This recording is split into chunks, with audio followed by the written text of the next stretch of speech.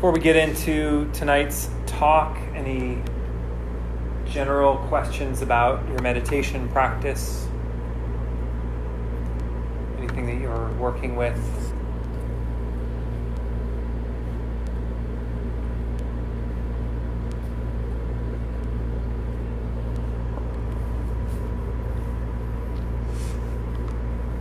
All right. So this month we're talking about lists, right? The 10,000 lists of Buddhism. And I thought it would be interesting to me, at least, to talk about my favorite lists this month. So Craig and Eileen and I have all been talking about what are our favorite Buddhist lists. And I want to talk about one tonight that I don't think gets talked about a whole lot,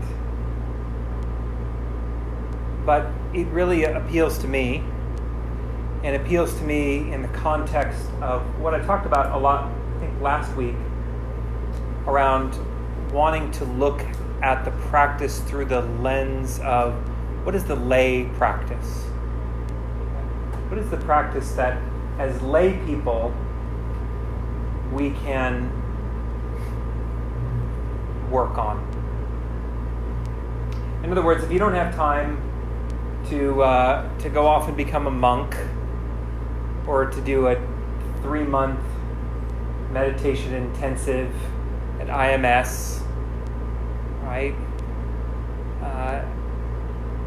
What do these teachings, these suttas, have to say about practice for lay people?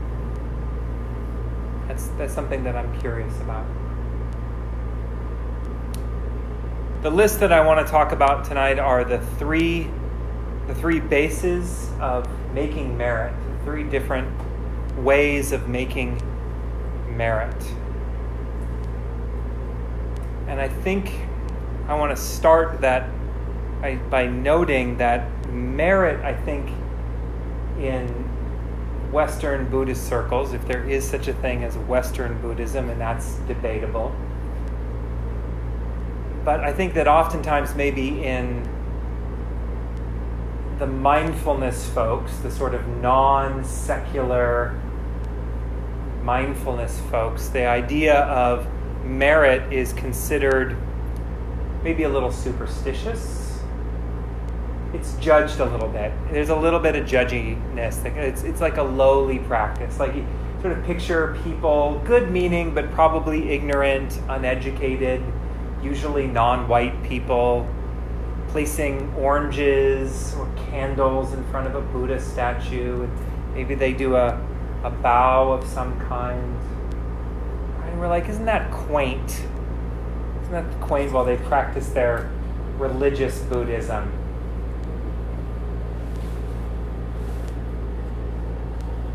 Am I totally off base here?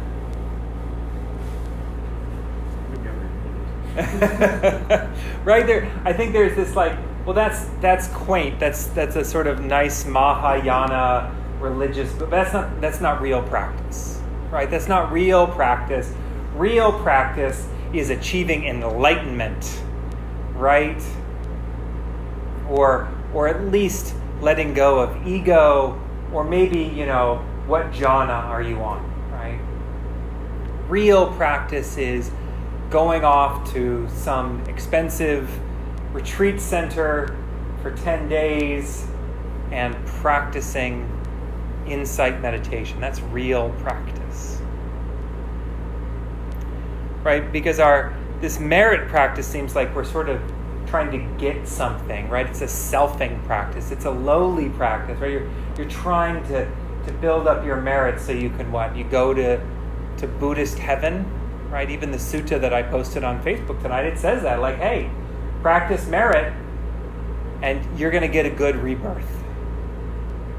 Right? And we go, I was trying to get away from Christianity. That's why I started practicing meditation, right? I'm like, I don't like my own native religion. I'm not comfortable with that, so I'm going to go practice this other. And now you're talking about heaven? No. Where's the research on that? right? We done studies on that yet? But actually, what the suttas point to is that before we get rid of the self, before we worry about anatta, of not looking at this experience as self, that we actually need a wise sense of self. There needs to be a strong foundation upon which we can hold to for basic wisdom. And actually, there is a lot in the suttas that's saying, hey, this is part of the practice. This is where you begin. And I think it comes from this idea in Western Buddhism that's like, no, I want to go to the real stuff. I want to get there as fast as I can, right? I want to be enlightened right now. I've heard tell that whenever the Dalai Lama does one of his big Buddha rallies here in the States, there's always some person who says, like, what's the fastest way to enlightenment?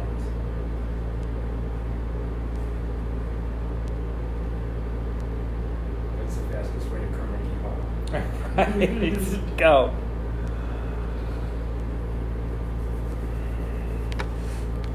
So, if I'm thinking of merit not as something to be gained, but meritorious actions that create blessing in my life, or this wise sense of self, something that actually allows me to develop a basis for my practice that then inclines me to let go of these things. In other words, when I encountered the 3 marks of existence, which was almost my talk tonight, I was like, I'll talk about the 3 marks of existence. Everybody likes that. Little dukkha, anicca, anatta, right? Little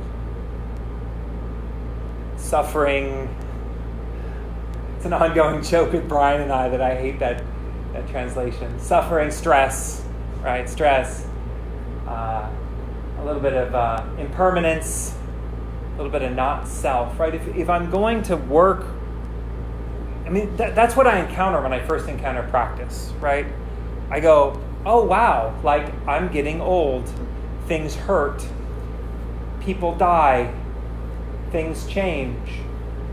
It's this encounter with grief that brings me to practice, the sense of loss. I'm like, oh fuck. Like all the shit they're selling me on TV is not going to bring me happiness? What the what? It leaves me with this feeling of sort of feeling like existential dread. We did a whole month on that, right? I mean, it's a little uneasy when we encounter practice. So these meritorious actions give us this constancy that we need in the face of inconstancy. They give us relative long-term constancy, something that can be relied upon to develop a base that is somewhat stable as we encounter this kind of jarring fact of dukkha, anicca, anatta. It's not pleasant. It's not. Buddhism doesn't start with a pleasant truth. Right? The first ennobling investigation is like, ooh, that's tough. You know, all compounded things are incapable of providing lasting satisfaction. Yuck. Well, what do I do? Like, sort of like jars you. Like, what do I rely on? So these 3 ways of meritorious blessings, actions, that are pointed to in tonight's sutta are the practice of dana, of giving, which develops generosity, practicing virtue, not practicing philosophizing, practicing virtue, right? Which In one of these suttas, there's beautifully, in one of these poetic suttas, defines virtue as a life in tune. A life in tune. And I was like, oh, it's such a beautiful definition of sila.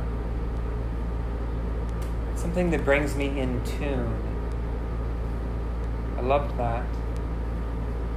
And then the third way of making merit that we're going to talk about is meditation, but specifically meditation that develops goodwill, metta, goodwill. Not loving kindness. I hate that translation too. That's an old translation. There's better translations. We've learned a little bit about Buddhism since the 1800s. Goodwill. So dana, sila, and bhavana. Meditation on goodwill. So the first thing, before we poo-poo making merit as a lesser practice, it says in the suttas on making merit, in the Pali Canon. So this isn't some Mahayana edition, right? This is where the Satipatthana came from, the same canon. It says that these three things by themselves, just these three practices, dana, giving, the act of giving, sila, living this life in tune with virtue, and meditation or bhavana, goodwill, lead to the realization of stream entry. And if you don't know what stream entry is, that's okay. The first time I heard that, I was like, what's that? Stream entry? So there's levels of awakening, of realization, right? And the lowest, the sort of entry-level enlightenment, right, is stream entry, right? And stream entry, it's like, it's pretty good. It's pretty good. Within 7 lifetimes, enlightenment is guaranteed. Maybe this one, but within 7 for sure, right? You're not an arhat, you're not like enlightened right now, but you're firmly on your way, right? So it's still realization. So I just want to say that this practice, to say, oh, this isn't real practice, that goes against what the suttas actually say. The suttas actually say, no, these are the basis of stream entry. These are important practices. Additionally, I think I love this idea, like, oh, now bring me the real practice. Like, give me that real practice, right?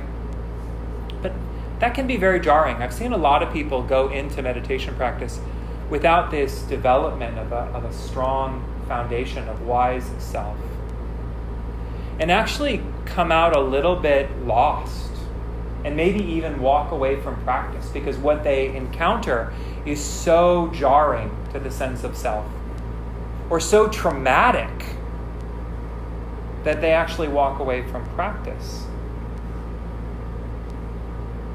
But what these suttas say is that as we develop this basis of merit, of wise self, that actually we start to let go of unwise ways of selfing, like stinginess, apathy, hard-heartedness. So actually, this begins to lay the path of letting go of the sort of grosser, unskillful aspects of self. So they do actually melt away those parts of ourselves that maybe we would like to let go of.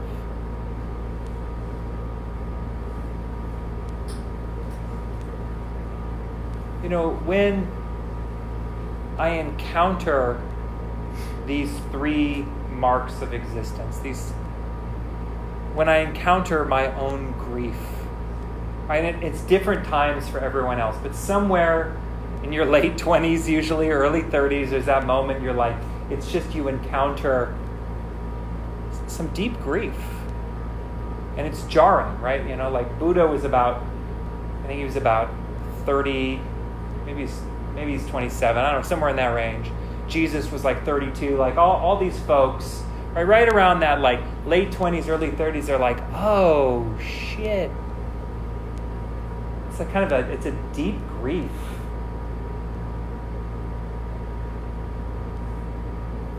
And it's pain.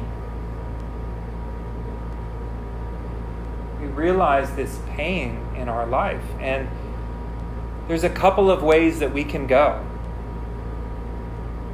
We can kind of disassociate from that and go, I'm not going to look at that, right? Sex, drugs, rock and roll, bring on the cocaine, right?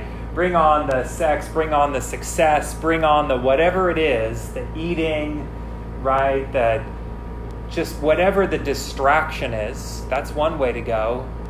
That doesn't answer the question. Or we can begin to say, well, if I'm working with this, if this is what I'm working with, this basic grief, how do I work with this skillfully? How do I come into relationship with this? This is the question that begins to arise. This is what the Dhammapada says.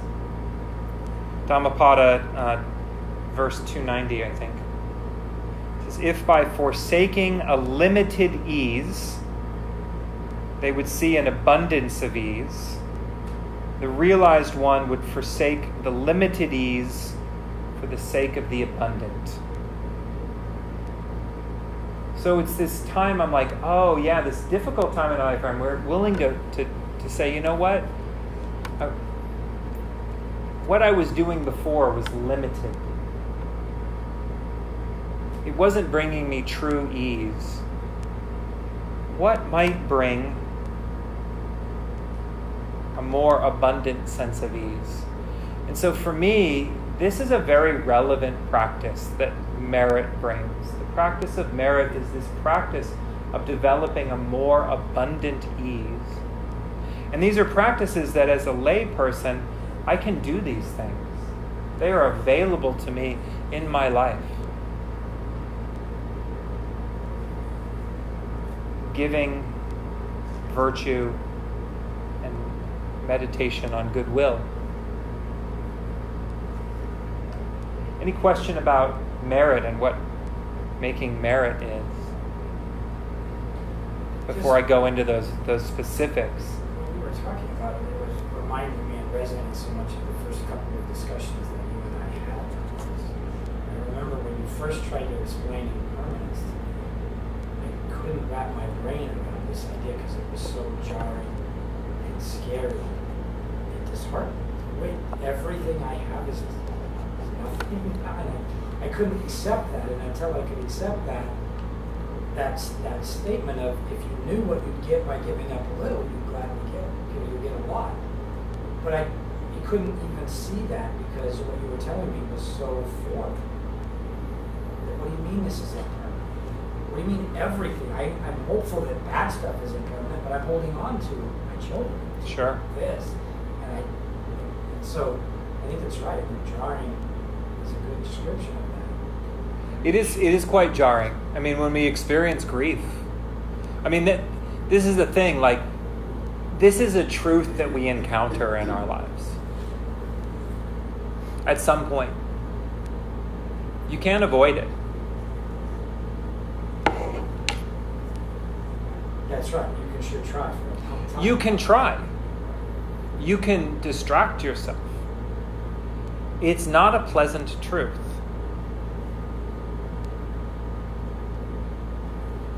But it does bring this question then, well then how do I skillfully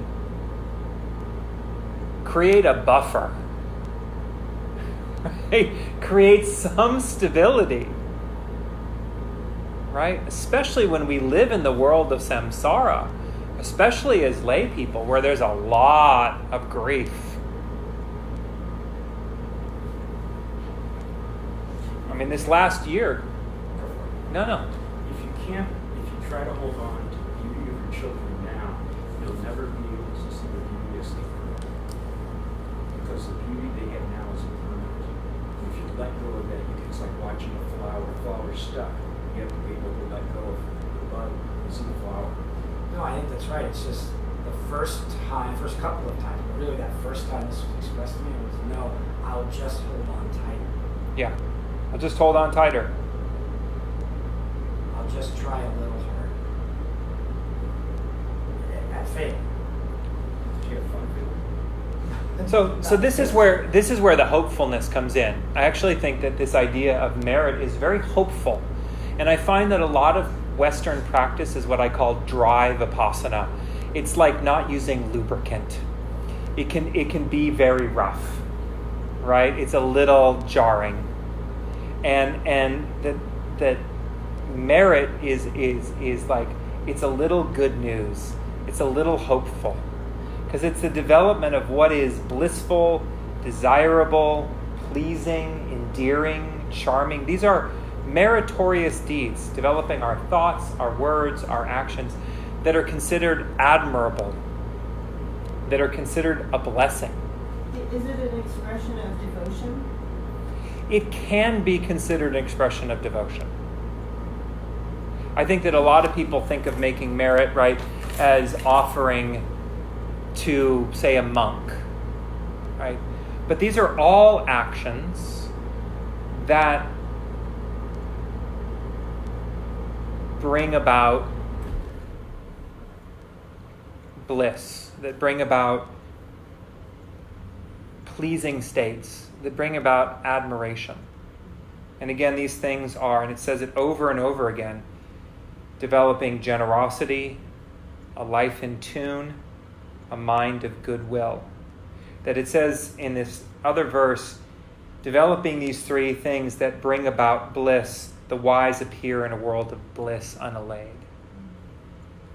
So I think what it's pointing to, it's like, how do we create some stability in the middle of grief and loss, impermanence, dukkha,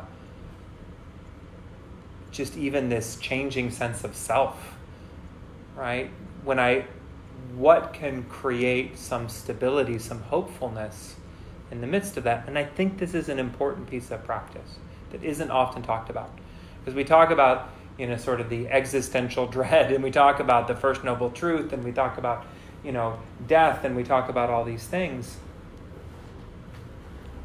But these are lifelong practices.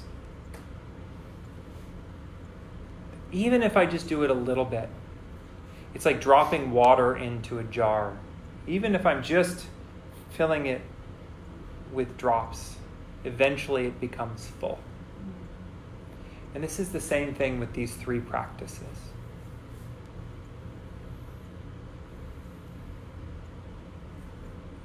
Right? So when you say what is merit, it actually very specifically defines which actions are merit. Right? It doesn't say like going and lighting a candle. Right? It says practicing dana. I mean, offering food to a monk is dana. Right?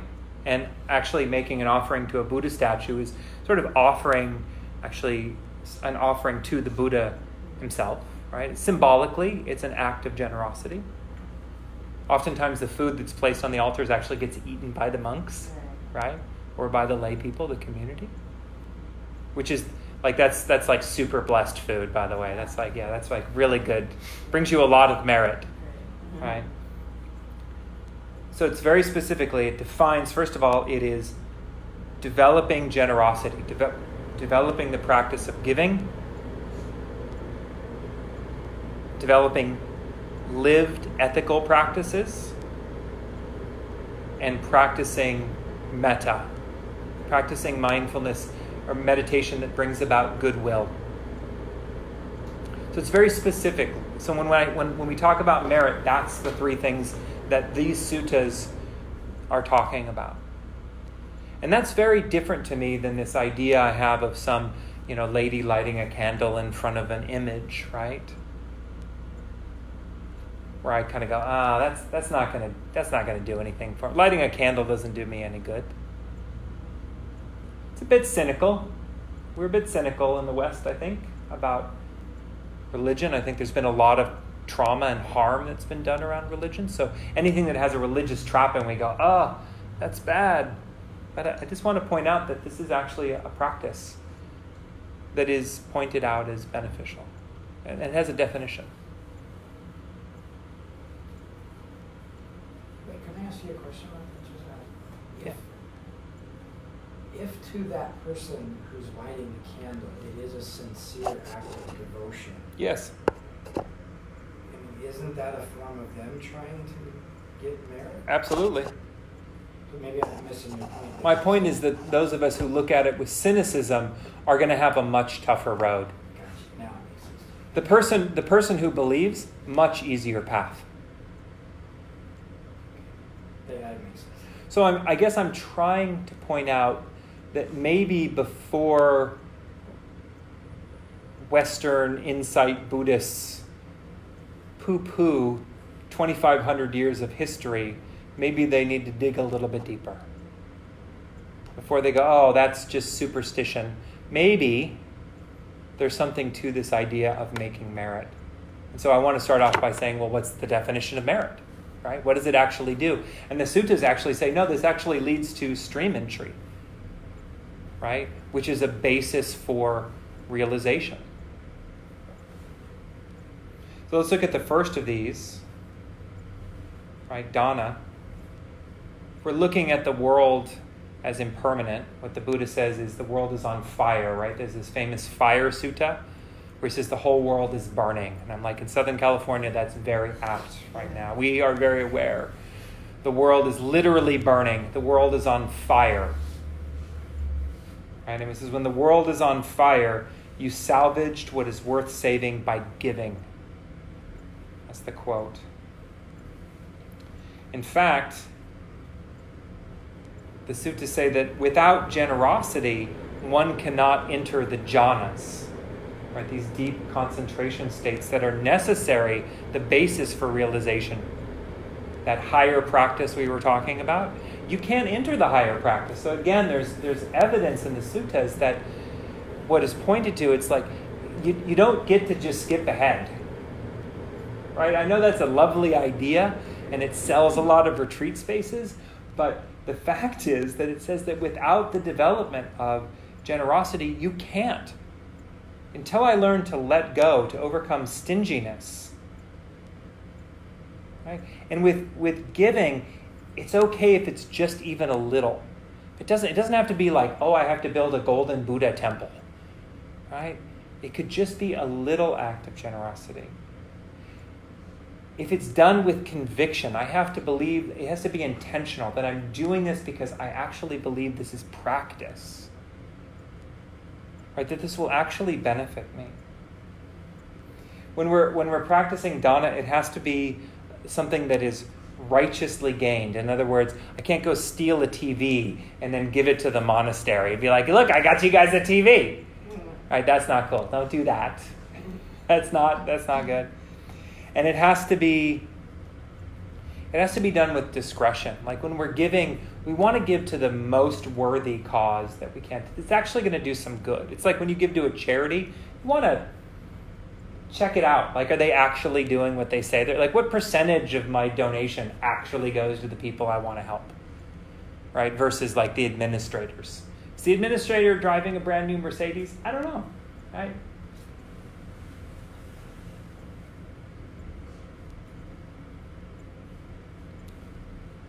And I love the lists within the lists. Each of these lists has lists within the lists. Just this is unfolding, right? The Dharma is holographic. Each sutta contains all of the teachings. There's 5 rewards to being generous. You're dear to other people. Other people like you when you're generous. You're admired by good people. You get a good reputation. It keeps you safe, and it brings you to a good destination at death. You may go, that's some superstitious nonsense. But I have to tell you, I've sat with a lot of dying people. And people who've lived a life of stinginess, they feel it. They feel it. They feel it at the end of life. There's a lot of regret there. So you go, oh, good destination. Superstition. Maybe. Questions about dana, giving? Yeah. It's not really a question, but the first 3 sort of sound the same. Yeah, they sort of do. But like when you practice generosity, it attracts other people to you. It gives you, and in a society that is profoundly lonely, like this is, one of the things I loved about the 12-step program is what it really says is like if you're feeling bad, if you're struggling, if you're craving, go be of service. Go do something for somebody else. It's like it works really well, right? For working with loneliness and isolation. I mean, generosity really is the basis of connection to others. It really does bring you wealth, right? It attracts other people and dogs. And dogs. Right. That's right. That's right. Dogs will love you. Exactly. Dogs will totally love you. My recollection is you taught a whole talk on those 5 Yes, a few months back. I've done those 5. Yeah, it's a good one. The next one, basis for making merit, safety, is practicing virtue. Again, I love this definition, a life in tune. The idea here is that virtue is a treasure. The Dhammapada says those of good practices control themselves. Over and over again, there's so many suttas on saying that if I'm going to bring stability into my life, these 5 precept practices are absolutely mandatory. And I say this over and over again. To be a lay person is to practice the 5 precepts. Be grateful you're not a female monastic that has over 300 precepts. There's only 5 of them. They're easy to remember. They're pretty Judeo-Christian friendly, right? Basic ethical things. And everybody wants to debate them and say, well, you say don't kill, but what if somebody breaks in with an Uzi, right? Come on. I get it. It's easy to philosophize, but I haven't found it necessary to kill any living being all day today intentionally. I probably killed some bugs when I was driving, but that was not intentional. I did not swerve to hit them.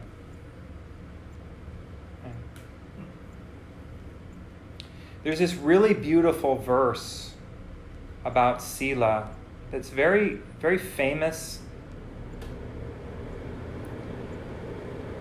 And I hadn't ever been able to find the original. I've heard the Jack Kornfield version of it, but I've never heard the Sutta version of this. But it also talks about what a treasure virtue is, not just for ourselves, but for all beings. It says, searching all directions with your awareness, you find no one dearer than yourself, more dear than yourself. Search out your awareness. There's nobody in all of creation that is more dear than you. In the same way, others are fiercely dear to themselves, right? Like you are super dear to yourself. You're super dear to yourself. You are super dear to yourself. You're dear to yourself. So you shouldn't hurt others if you love yourself. What an incredibly Judeo-Christian sounding verse, right? You shouldn't hurt others if you love yourself. And I love this reframe of this, right? Because the love your neighbor as yourself, everybody focuses on the neighbor part, but in Christianity there's this focus on like, that means that you have to love yourself too. And if you love yourself, you shouldn't hurt others. They are just as dear to themselves as you are to yourselves.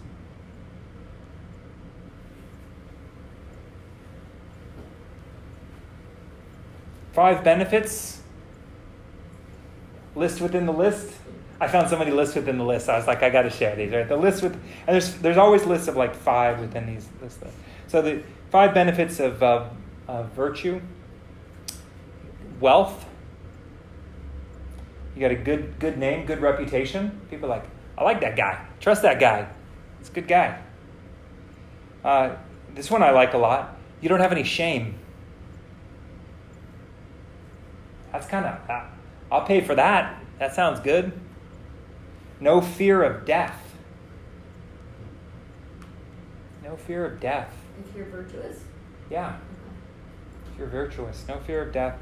And the last one is, it's also good destination. Right? The suttas do say, like, if you practice these meritorious actions, you're going to heaven. I mean, I'm not going to shy away from the fact that it says that, and I'll let you wrestle with what that means, and if you want to take that metaphorically or literally, or how you want to incorporate that. It's mythopoetic language. And maybe my good destination is the next moment of my life.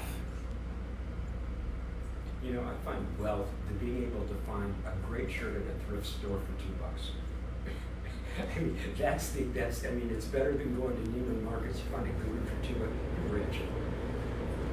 I have a question. Yeah. What about doing these things because it's the right thing to do instead of seeking a reward because you're doing these right things? Yeah, I mean, virtue is its own reward. I think that that's true. But, I was just thinking about Soka Gakkai International, SGI, which is the largest sect of Buddhism in the United States, I believe. I could be wrong about that. But they're the people that chant part of the Lotus Sutra, the Nam-myo Renge Kyo, and how they hook people, right, is they go, if you chant this, right, you're going to get stuff. Yeah. And it works. That's the trippy thing, right? It works. And so people go, oh, I'm going to keep chanting because this works, right? But then all these other things start to fall away. Greed starts to fall away. They're like, actually, I don't want this stuff. It doesn't provide me happiness, right? Goodwill starts to naturally arise.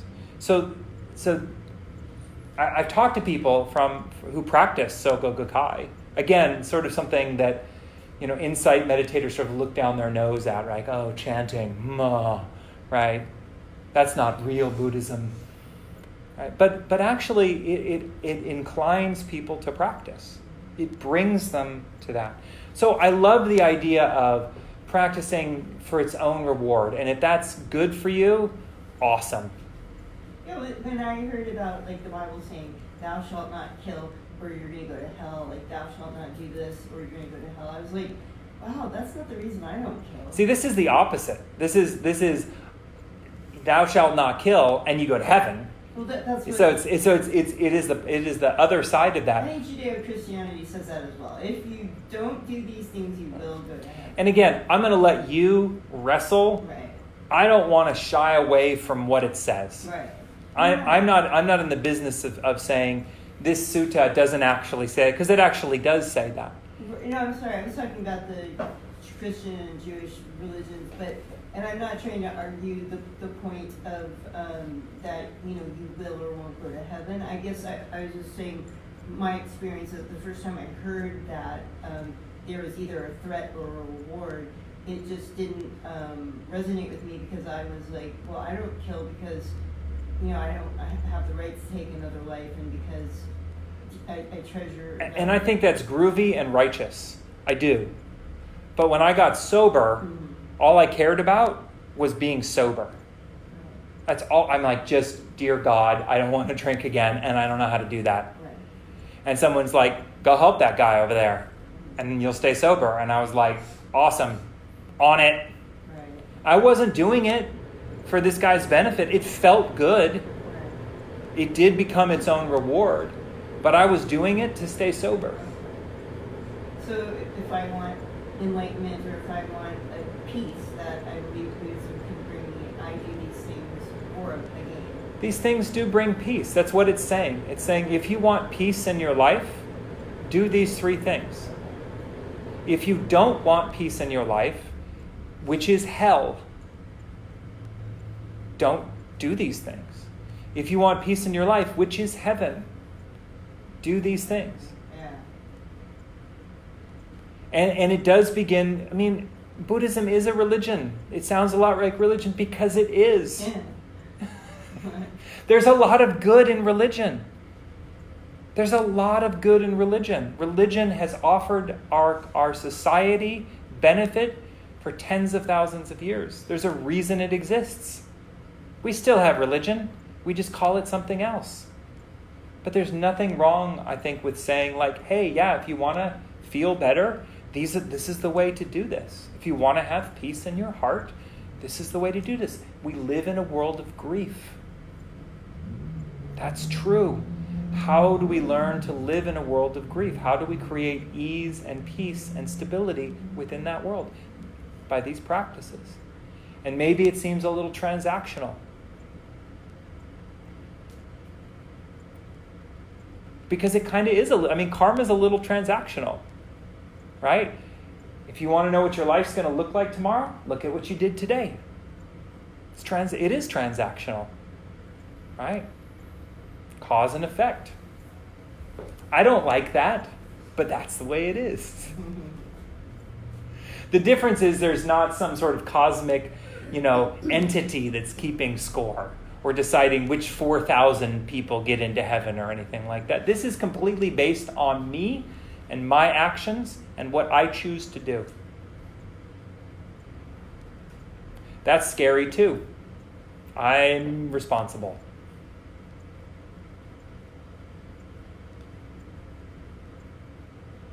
The last one on this list is meditation on goodwill.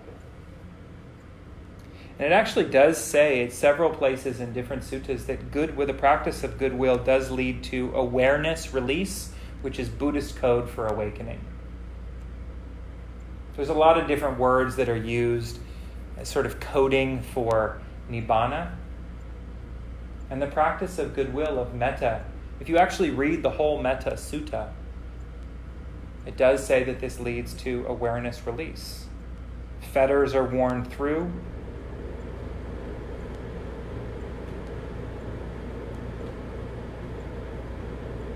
Right? May all creatures, all breathing things, all being, each and every one, be met with good fortune. May none of them come to any evil. This is what goodwill means, this idea of not wanting any being to come to any evil. It doesn't mean that I love everybody unconditionally, because I just don't. It means that I don't want people through their own actions, for which they are responsible, to come to any evil. I want them to also be skillful in ways that bring about good. All living beings. Why would I wish harm on any living being? Why would I want that? I don't want that for myself. Every living being is also precious to themselves. Why would I wish that on them?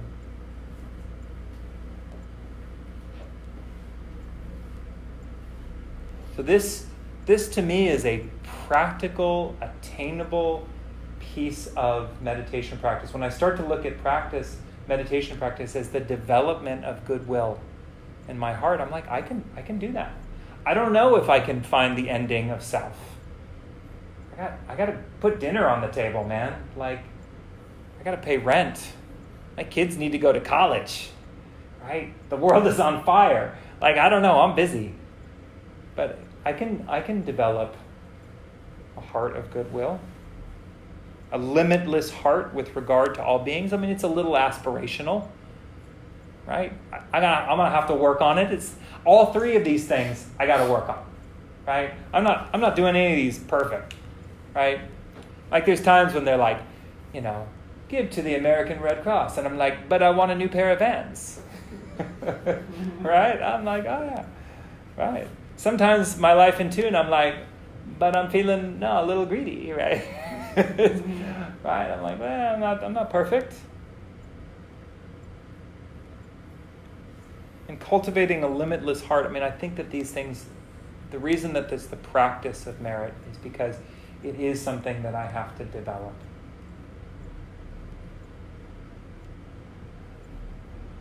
But there's 11 benefits to metta. 11! There's only got 5. I think it's 11 benefits. I put a bunch of them together because they get repetitive. You sleep well. That's my favorite on the list. Like people are like, I'm having trouble sleeping. I'm like, do metta. Do metta. You'll have less bad dreams. You'll sleep better, right? You'll be dear to others and dogs. Right? Dogs will like you. That's like a super good benefit. You're protected by devas, right? Angelic beings protect you. Again, take that to mean what you want. But there's a lot of Buddhists, like a friend of mine went to the Barfing Monastery in Thailand. It's this monastery where they get addicts off of drugs and they have to take this emetic that causes them to throw up, to cleanse their body. I've heard detox programs that are more crazy, so I mean, it's not that crazy, right? My buddy did that. Yeah, it's actually quite effective. Up in Washington. Yeah, quite effective. So barfing, and when you're there, you take these 5 precepts, and what the abbot tells you is like, if you take these precepts and you practice them, you're protected. It doesn't mean that bad things aren't going to happen to you, but you'll have some buffer. You'll have some cushion. Right? So if we practice metta, you're protected. This one, again, I think points back to my original point, right? We want to develop our practice, right? We go, oh, I want that satipatthana, like awareness release. I want that enlightenment. I want to do jhana. I want to be a good meditator. If you practice metta, you concentrate quickly. Right? If I'm developing this heart of goodwill, actually my mind is going to be more at ease. I found that to be true. I mean, there's a reason they teach metta on meditation retreats, because it does develop concentration. And lastly, we have a bright and unconfused mind. When I develop meditation on goodwill, my mind is not confused. In a practical measure, is it metta just a lot less work? Well, I think all of these things, you're right, all of these things are attainable practices. Yeah. And that's what I've been focusing on a little bit. It's a really interesting question. It's like I'm so grateful to those who brought over the monastic practice, who brought retreat practice. It's a wonderful practice, very helpful. If you can do that practice, absolutely do that practice.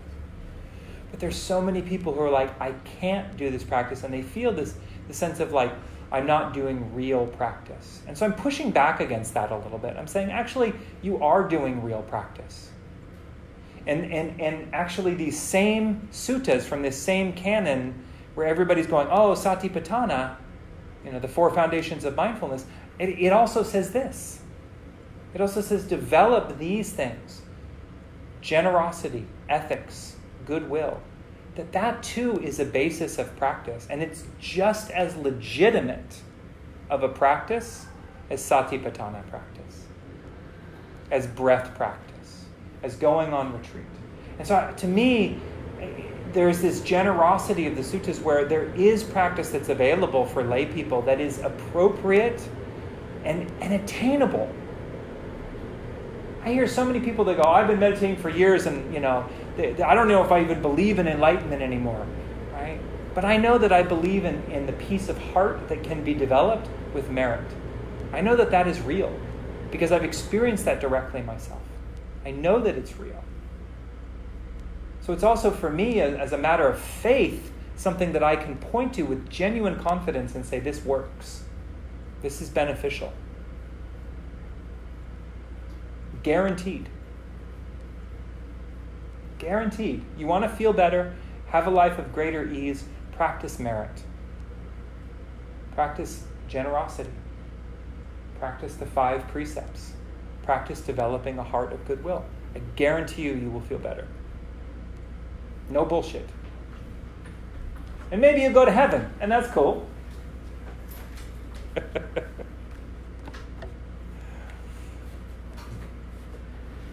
So that's it for our talk. I appreciate everybody being here, and I hope that was helpful in some way to your practice and hopeful in some way to your practice and accessible. I put the sutta up on the Facebook page, the Living the Suttas Facebook page, if you want to read it yourself. I might put up a couple more links from tonight's talk where it's talking about these various things. Because I think it's just beautiful to read these. It increases my sense of faithfulness, which I talked about last week. Our charity for the month, 40% of our donations go to our charity for the month. It's an organization that creates survival packs for people who are without homes, like very intense packs, and so we'll be giving them a donation, especially as the weather turns. I think that for November, we'll probably choose Movember, which is the people who they grow the mustaches for Men's Health. It's an organization that I give to every year. It says men are particularly susceptible to suicide, and they said they do a lot of suicide prevention work. And men are encouraged to grow a mustache for. They raise money for it. You don't have to. They also do an underwear run and all sorts of silly stuff. Mm-hmm. But it's for a good cause. So that's that. And then December, the American Red Cross will be our charity. And December 19th, which is a Thursday, the Thursday before Christmas, there's a blood drive that we're going to be contributing to. That's a local blood drive here in Culver City. And we're going to ask everybody to try to participate in that to whatever amount they can, whether that means giving some money to the American Red Cross or volunteering on December 19th. It's a 7-hour blood drive, so they need people to do all sorts of things. They need people to give out cookies and juice, and they need people to take in registrations for new people. And they also need people to give blood. Less than 2% of eligible people give blood. And if you've ever received blood or blood products, you know how much they are essential for saving lives. And so I encourage you to come out for our blood drive, or just go become a regular donor. I've decided that for the next year, I'm going to go and give platelets. You can give platelets every 2 weeks. I'm going to go once a month. It takes about 3 hours. They play a movie for you. They're very nice to you. They give you free juice. The requirements to be eligible for that are pretty steep. They're pretty steep. Only 35% of the public is eligible to give blood or blood products, and a lot of people are not eligible. They're trying to change what they can. Obviously, you want to protect the blood supply, Sure. and there's good reasons for that. But they've gotten... What's that? What are the requirements? Well, the last time I tried to do it, the only time I tried to do it, I had gotten a recent tattoo. And you can't do it if you have So within a year. they've changed that. So they've changed the tattoo. So it used to be they laid a lot of broad sort of lifestyle rules. Like they said, if you're gay, you can never give blood. They've changed that. Okay. They've said that if you've gotten a tattoo in the last year, you can't. Well, actually, you can. Okay. If you have gotten a tattoo, if you got a tattoo at a licensed California Right. shop that has an autoclave and uses sterilized equipment, you can give blood. Right. You You just can. need proof of that. You don't need proof of that. They'll take your word for They it. take your word for it. They test your blood anyway, but they take your word for it, right? That's good then. I mean, if you've had unprotected sex in the last year, they don't let you give blood. I mean, so it's a lot of people can't Right. give blood. 35% of the population, so it's not a lot. So if you are eligible, I encourage you, because only 2% of the people who are actually eligible actually do it. So if you are one of those people, and if you can't, and a lot of people can't, most people can't, we still need volunteers. So there'll be that in December. 30% of our donations goes to Pacific Coast Community Acupuncture. That's this place, which is an amazing resource in the community. Affordable, accessible acupuncture. Their vision is to offer acupuncture here the way that it's offered in China. So and they're true to that. They do amazing work, and it's a nonprofit. So, and then the rest, 30% goes to the teachers, split up between how many times they teach. What is the way they do it in China that they're trying? That it's accessible, that people can go weekly, can go regularly. Because the idea with acupuncture is you've got to go regularly. Right. Right? You can't just go once. Right. Right? You have to go Yeah. continually.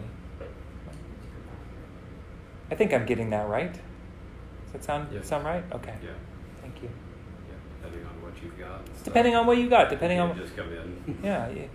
So, I really love this place. It's an amazing place. I'm glad that we're here. So before we go out, let's set our intention for our merit.